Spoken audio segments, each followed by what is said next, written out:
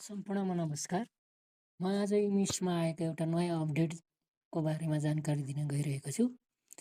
एउटा नयाँ अपडेट आएको छ। यसमा तपाईँले अब शिक्षक तथा कर्मचारीहरूको नाम नेपालीमा राख्ने सुविधा आइसकेको छ। जुन सुविधालाई कसरी गर्ने भन्ने म तपाईँहरूलाई सिकाउन गइरहेको छु।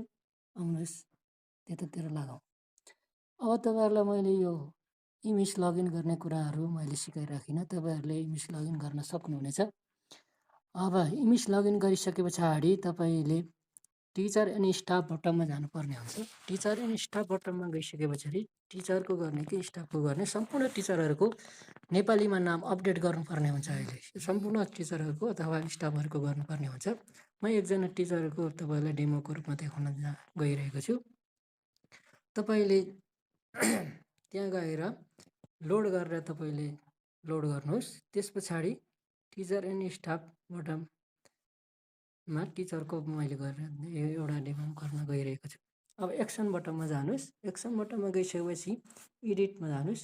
एडिटमा गइसके पछाडि तपाईँको यहाँनिर शिक्षकको नाम नेपालीमा भन्ने अहिले एउटा बटन थपिएको छ। यसमा तपाईँले कुन शिक्षक हो सो शिक्षकको नाम नेपालीमा राख्नुहोस् र तल गएर तपाईँको सेभ बेसिक इन्फर्मेसनमा सेभ गरेर गर्नुहोस्।